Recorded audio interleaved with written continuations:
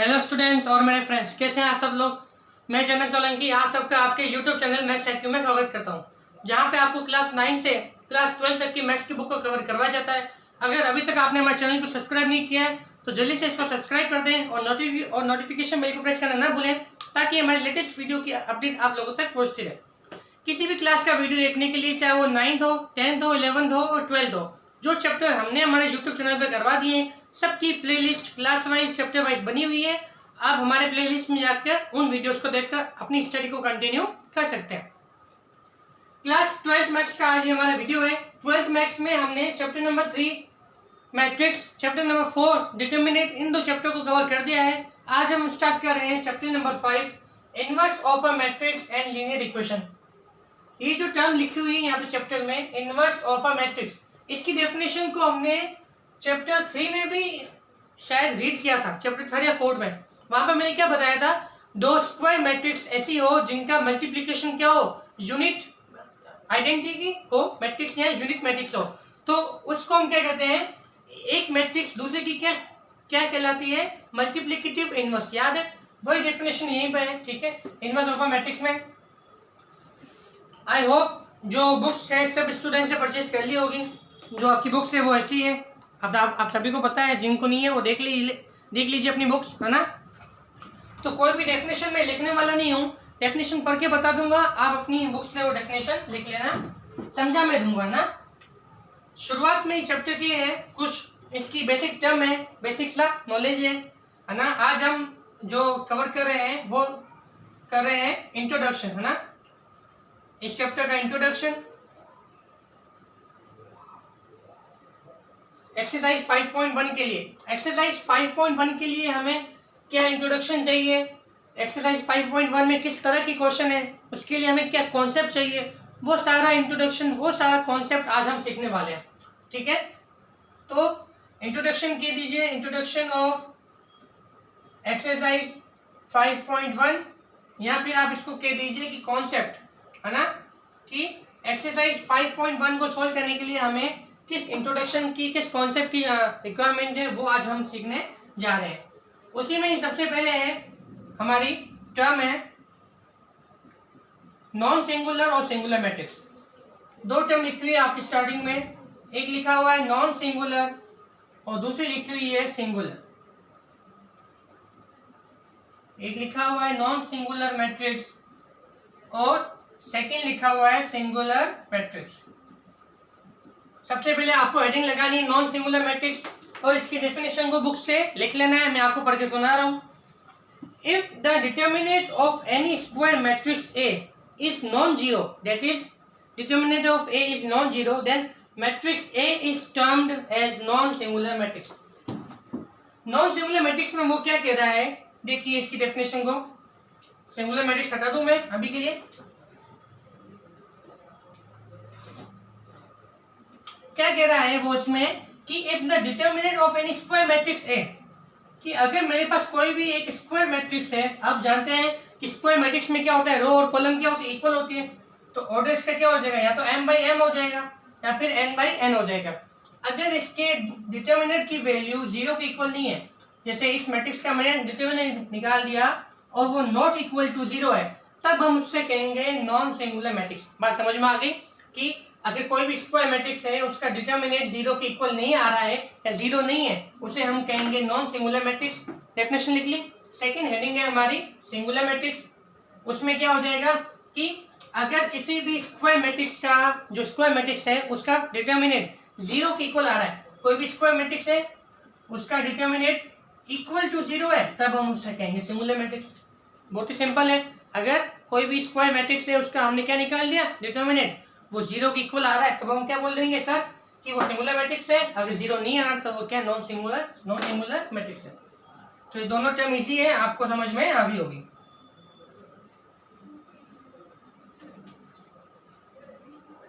Next हमारे क्या term है, adjoint of a square matrix, है ना, बहुत ही इंपॉर्टेंट टर्म है ये। क्या लिखा हुआ है, adjoint of a square matrix. क्या लिखा हुआ है देखो, इसकी डेफिनेशन, वापस इसकी डेफिनेशन को आपको अपनी नोटबुक में लिख लेना है, पढ़ के सुना रहा हूं मैं। देखो, the adjoint of a square matrix A, ठीक है, is defined as the transpose of the matrix Fij where Fij is the cofactor of the element Aij। Adjoint of a matrix is denoted by adjoint of A. सबसे पहले कि adjoint of a matrix, किसी भी square matrix का अगर हम adjoint निकालते हैं तो इसको हम रिप्रेजेंट करते हैं ADJ ऑफ ए, है ना, ADJ ऑफ कैपिटल ए, ठीक है। इसको हम इससे क्या करते हैं, रिप्रेजेंटेशन, ये तो है इसका रिप्रेजेंटेशन, इसको हम इससे रिप्रेजेंट करते हैं। अब इसकी डेफिनेशन क्या है, डेफिनेशन ये कह रहा है कि अगर मेरे पास कोई भी स्क्वायर मैट्रिक्स है, जैसे कोई भी स्क्वायर मैट्रिक्स मैंने बोल दिया कि वो AIJ है ना, और उसका ऑर्डर यहाँ पे लिखा हुआ है M क्रॉस N। अगर मेरे पास कोई भी एक स्क्वायर मैट्रिक्स है AIJ, हम क्या करेंगे, इस स्क्वायर मैट्रिक्स के जो भी एलिमेंट हैं उनकी कोफैक्टर निकालेंगे। जो भी मेरे पास स्क्वायर मैट्रिक्स होगी उसके सारे एलिमेंट के मैं क्या निकालूंगा, कोफैक्टर। कोफैक्टर और माइनस क्या होते हैं हम भली बात ही पढ़ चुके हैं चैप्टर नंबर 4 में ना। तो पहले हम इसके कोफैक्टर निकालेंगे, कोफैक्टर से मैट्रिक्स बनाएंगे और उस मैट्रिक्स को ट्रांसपोज करेंगे, तब जाकर हमारा क्या आएगा, एडजॉइंट ऑफ ए आएगा। आ रही बात समझ में, ठीक है। तो जैसे मैंने क्या बोल दिया कि Fij आ जाएगा, ठीक है। अगर हम Aij एक कोई भी मेरे पास स्क्वायर मैट्रिक्स है तो उसके कोफैक्टर को बताइए मुझे, कोफैक्टर को हम किससे रिप्रेजेंट करते हैं, Fij से करते हैं। और माइनस अगर माइनस आता है, माइनस को हम किससे करते हैं, कैपिटल Aij। तो Fij इसके निकालेंगे, उसकी क्या बनाएंगे, मैट्रिक्स बनाएंगे, उसको क्या करेंगे, ट्रांसपोज करेंगे। Fij को क्या करेंगे, हम ट्रांसपोज करेंगे। इसको मैंने बोल दिया B। अब ये जो B आई मैट्रिक्स, ये जो मेरी मैट्रिक्स आई है, ये मेरी क्या होगी, एडजॉइंट होगी, ठीक है। डेफिनेशन समझ में आ गई। इसको हम प्रैक्टिकल एग्जाम्पल के थ्रू समझते हैं।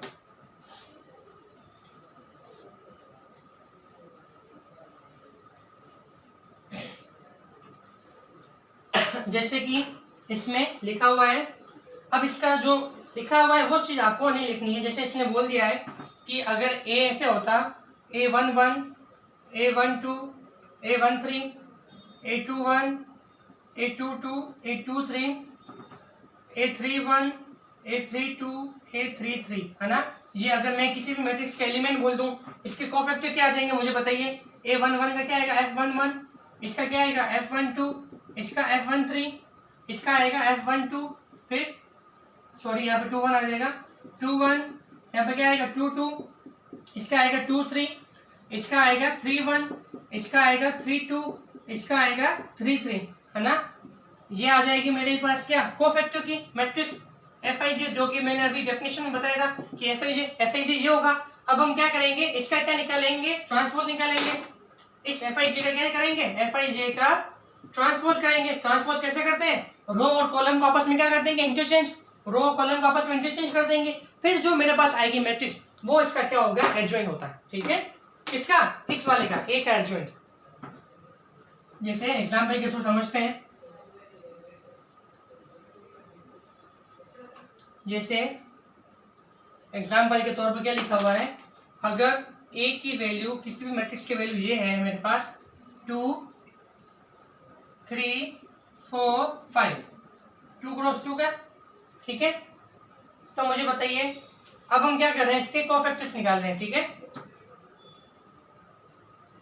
सबसे पहले मैं निकाल रहा हूं cofactor of A11, cofactor of A11, A11 क्या है, 2 है।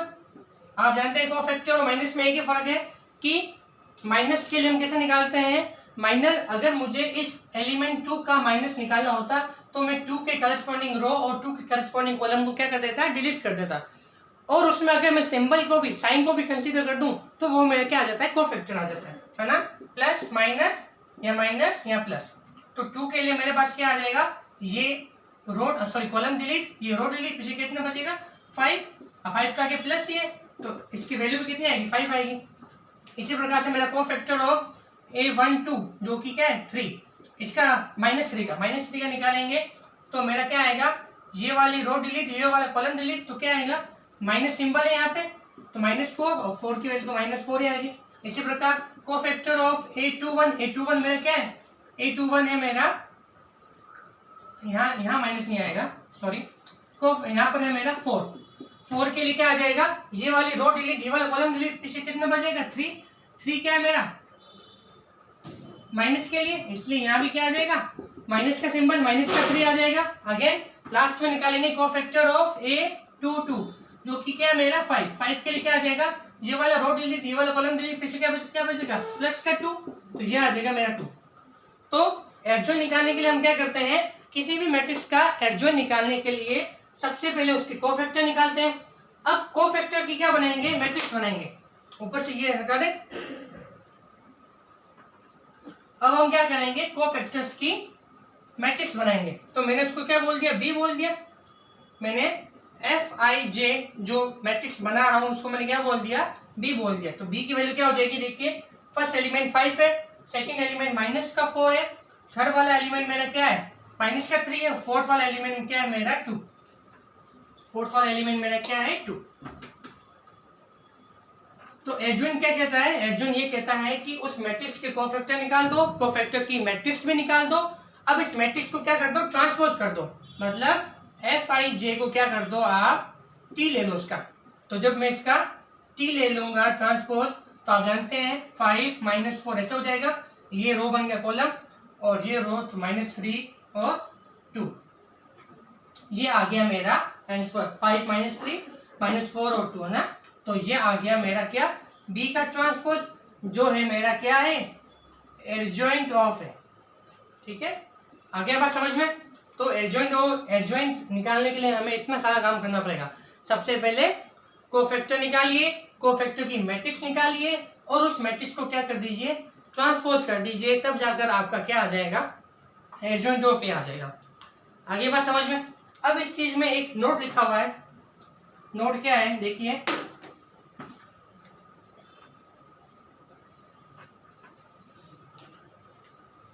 एक नोट ये है कि अगर मेरे पास कोई भी 2x2 की मैट्रिक्स है, 3x3 के नहीं, 2x2 की मैट्रिक्स है, जैसे कि यहाँ पर भी मेरी मैट्रिक्स क्या थी 2 3 और 4 और 5, 4 और 5 है ना। ये सिर्फ और सिर्फ 2x2 की मैट्रिक्स पर ही एप्लीकेबल, मैं पहले बोल रहा हूँ 3x3 के लिए ये चीज एप्लीकेबल नहीं होगी।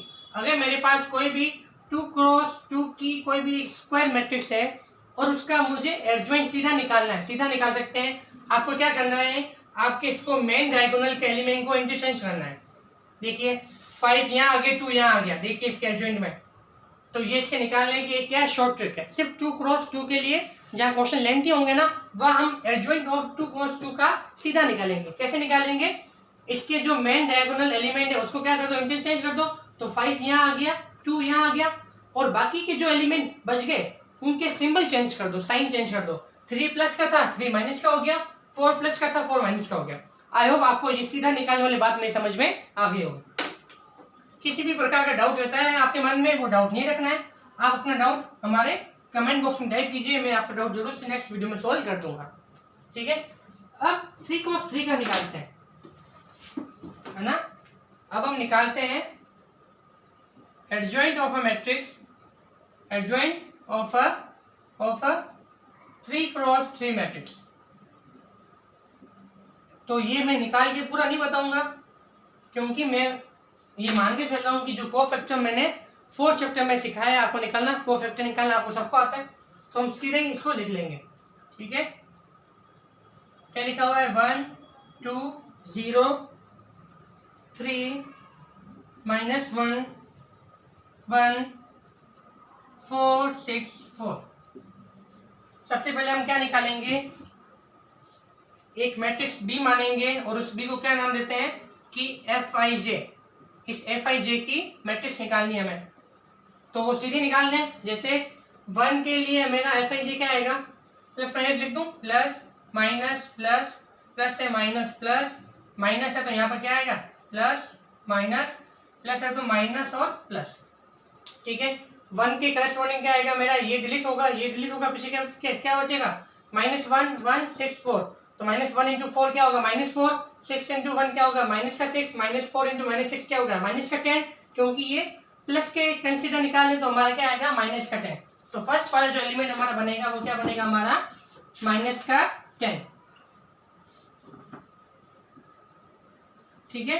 इसी प्रकार जब आप 2 के लिए निकालेंगे तो 2 के लिए देखो यहाँ पे क्या है माइनस आ रहा, तो हम क्या ले लेंगे माइनस ले लेंगे, ये वाला कॉलम डिलीट, ये वाला रो डिलीट, पीछे क्या बचेगा 3 -3 4 1 और 4, तो 3 4 हो जाएगा कितना हो जाएगा 12, माइनस का 4 1 जा 4 माइनस का हो जाएगा, अगेन क्या हो जाएगा माइनस का हमारा क्या हो जाएगा यहाँ पे माइनस, सॉरी ये जो है हमारे चीज क्या हो जाएगी यहाँ पे माइनस नहीं है, ये तो माइनस कंसीडर वो सिंबल क्या है ना, 3 4 जा 12 4 1 जा 4, 12 में से 4 जाएगा, पीछे कितना बचेगा 8, लेकिन हम क्या निकाल रहे हैं बीच वाले के लिए, बीच वाले क्या माइनस का, इसलिए यहाँ पे क्या आ जाएगा माइनस का, यहाँ पे माइनस का 8 आ जाएगा, यहाँ आपका 2 आएगा, सॉरी 22 आ रहा है 22, फिर अगेन यहाँ पे क्या है माइनस का 8 4 2, यहाँ पर है 2, यह -1 और ये -7।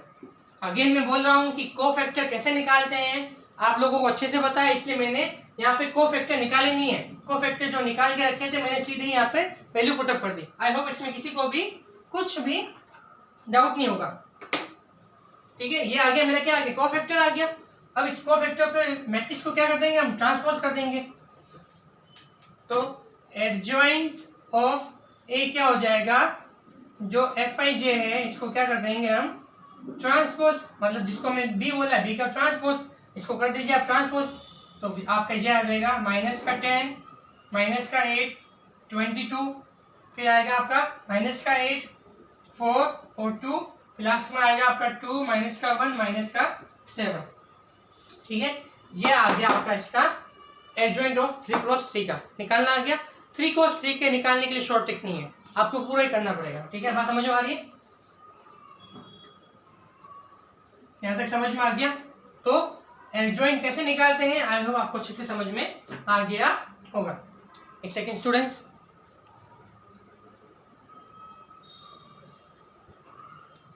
सही है, वीडियो प्रॉपर रूप से रिकॉर्ड हो रहा है। अब इसकी हमारे नेक्स्ट हेडिंग है inverse of a matrix, inverse of a matrix of invertible matrix. क्या हेडिंग है हमारी, इनवर्स ऑफ अ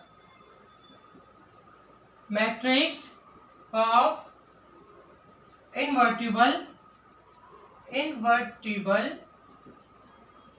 मैट्रिक्स, है ना।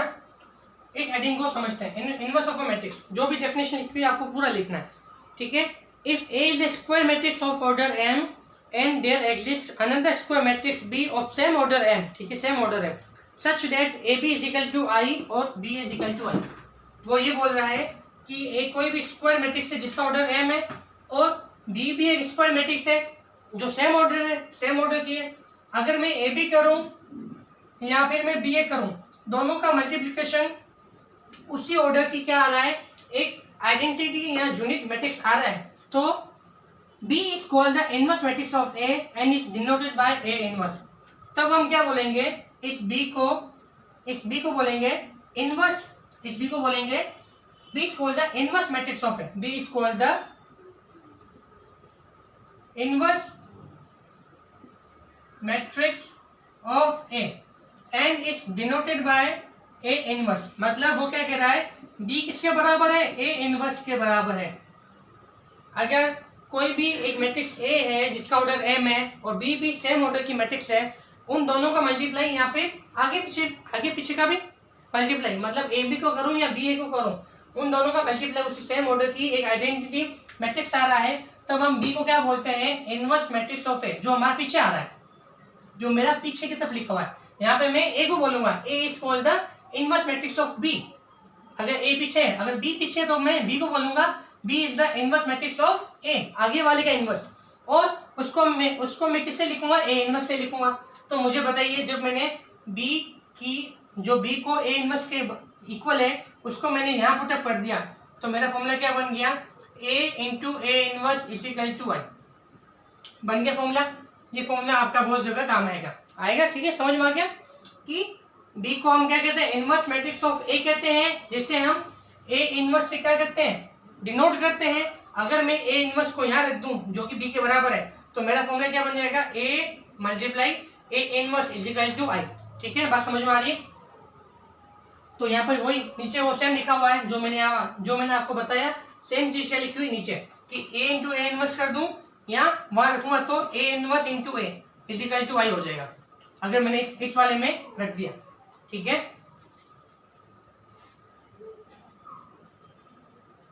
ठीक है ना। वो जो पूरे 2 लाइनें लिखी हुई वो यही थी, और जो भी आपको पूरा लिख लेना है। समझ में आ गया, इसको हटा दे।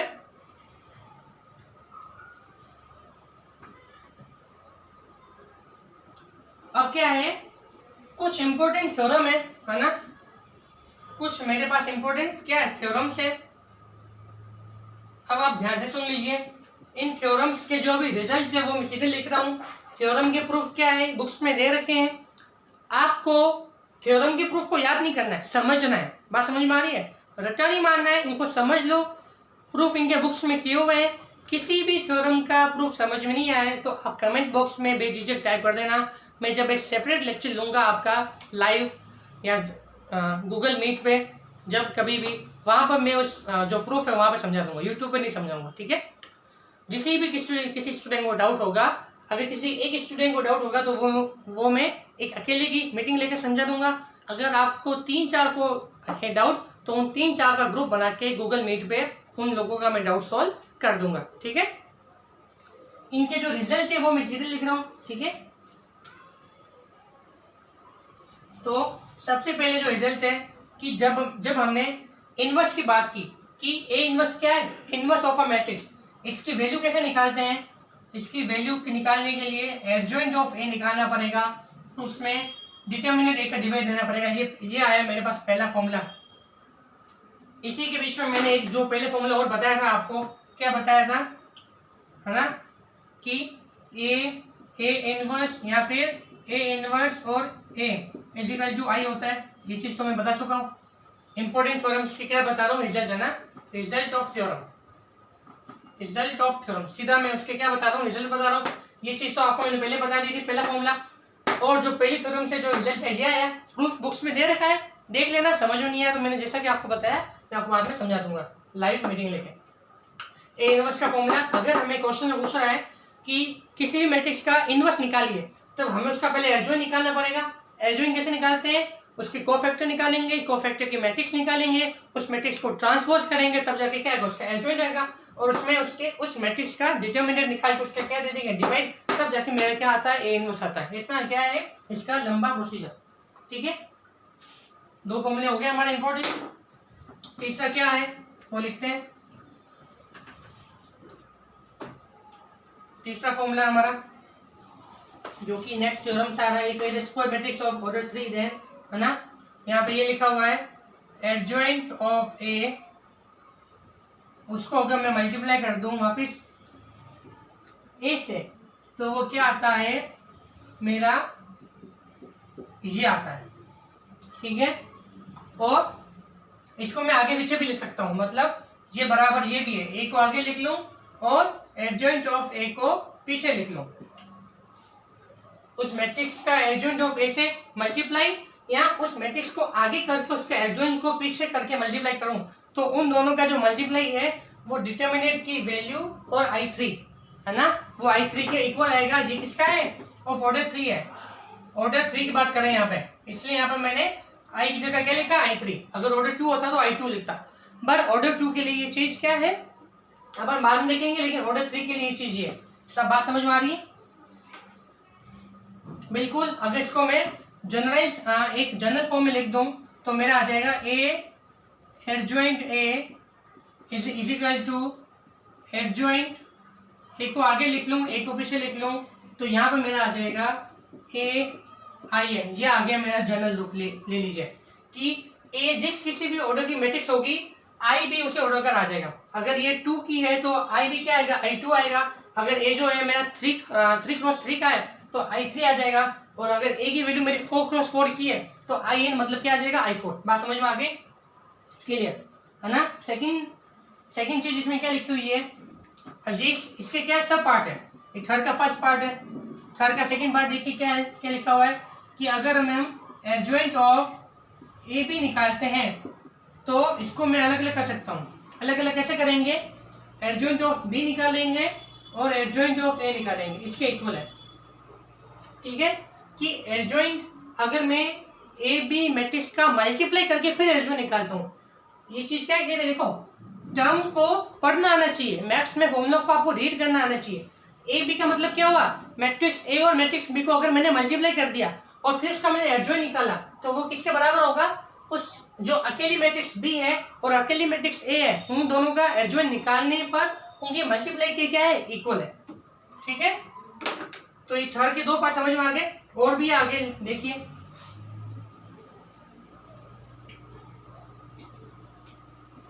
थर्ड का थर्ड एक्स्ट्रा पार्ट में लिखा हुआ है ना, सब थ्योरम के रूप में क्या लिखा हुआ है,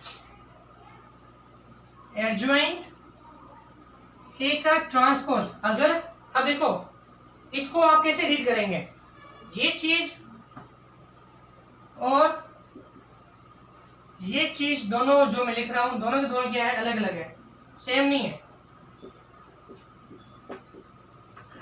दोनों अलग अलग है पर थ्योरम के अकॉर्डिंग दोनों की वैल्यू क्या आती है, सेम आती है। आप दोनों रीड करके बता सकते हैं। फर्स्ट वाला क्या कह रहा है, कोई स्क्वायर मैट्रिक्स ए है, कोई स्क्वायर मैट्रिक्स ए है, उसका मैंने क्या निकाला है, ट्रांसपोज निकाला। अब इसके लिए मैं निकाल रहा हूं एडजॉइंट, उसकी वैल्यू किसके बराबर है, कोई स्क्वायर मैट्रिक्स ए है, उसका मैंने सीधा निकाल दिया एडजॉइंट, उसको अब मैं करने जा रहा हूं ट्रांसपोज, उसके इक्वल है। तो अगेन मैंने वही बात कही है, फॉर्मूले दिखते सब तो है, सबको दिखेंगे बुक्स में, लेकिन उनको अच्छे से रीड कौन कर पाता है, अच्छे से समझ कौन पाता है, यही फॉर्मूलों में क्या होती है, खासियत होती है। इसलिए आज का ये लेक्चर मेरा पूरा डेडिकेटेड हो रहा है इसके इंट्रोडक्शन पर, इसके कॉन्सेप्ट पर। मैं चाहता सीधा 5.1 सीधा स्टार्ट कर देता, आपको बता देता इनवर्स ऐसे निकालते हैं, क्वेश्चन में बता देता सीधे कि भाई क्वेश्चन में ले लेता और वहां में बोल देता कि भाई इनवर्स ऐसे निकालते हैं, ये ऐसे निकालते हैं। नहीं, बेसिक जो चीजें हैं वो समझनी बहुत जरूरी है।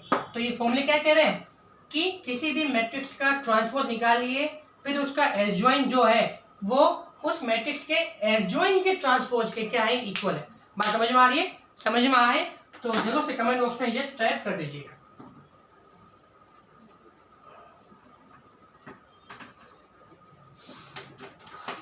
और भी है इसके, हाँ एक और फॉर्मूला है, थर्ड का एक और फॉर्मूला है, देखिए वो क्या है, एडजॉइंट ऑफ एडजॉइंट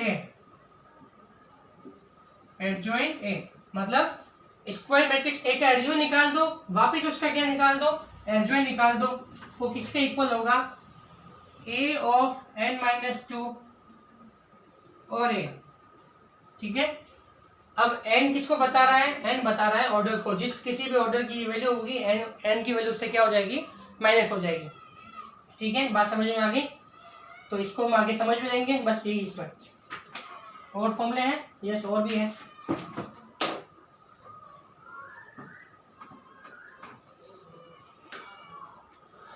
देखिए फोर्थ वाला क्या कह रहा है कि अगर मैं ए बी का होल इनवर्स करता हूं, अब इसको कैसे रीड करेंगे कि दोनों मैट्रिक्स को मैंने क्या कर दिया, मल्टीप्लाई कर दिया और उसका होल इनवर्स ले लिया, तो वो किसके इक्वल आता है, B inverse multiply A inverse. इसको हम जनरलाइज फॉर्म में भी कर सकते हैं कि अगर मैंने जनरल फॉर्म ले लिया, इसका मैंने जनरल फॉर्म ले लिया कि A B C dot X Y Z है, इसका होल इनवर्स हम निकालने जा रहे हैं, तो कैसा आएगा, पीछे से बोलेंगे, मतलब पहले जेड इनवर्स आएगा, फिर वाई इनवर्स आएगा, फिर एक्स इनवर्स आएगा, डॉट फिर सी इनवर्स खोलेगा, फिर बी इनवर्स खोलेगा, फिर ए इनवर्स खोलेगा, फिर ए इनवर्स आएगा। आगे बात समझ में, ऐसे करके ये चीज क्या होगी, ओपन होगी। लास्ट चीज क्या है, लास्ट फॉर्मूला और है, वो देख लीजिए फटाफट से, क्या है, if A is a non singular matrix then A transpose will also be the non singular matrix, है ना। और ये चीज ये लिखी हुई है, बहुत सिंपल सी बात है कि अगर मेरे पास कोई भी एक मैट्रिक्स है जो कि नॉन सिंगुलर है, मतलब इसके नॉन सिंगुलर मतलब इसके डिटरमिनेंट की वैल्यू ये है, तो इसका जो ट्रांसपोज होगा वो भी क्या होगा, नॉन सिंगुलर होगा। ऑब्वियस है, सिंगुलर तो होगा नहीं, है ना। और एक और फॉर्मूला जो हमारा लास्ट फॉर्मूला है, क्या लिखा हुआ है वो, कि ए ट्रांसपोज का इनवर्स ले लूं या फिर ए का इनवर्स लेके उसका ट्रांसपोज ले लूं, दोनों की वैल्यू क्या आती है मेरी, इक्वल आती है। आगे बात समझ में, ये कुछ फॉर्मूले थे। आई होप आपको ये सारे फॉर्मूले डिस्कस समझ में आ गए होंगे। अब आपका होमवर्क क्या है, इसके सारे के सारे एग्जाम्पल को आपको खुद से ट्राई करना है।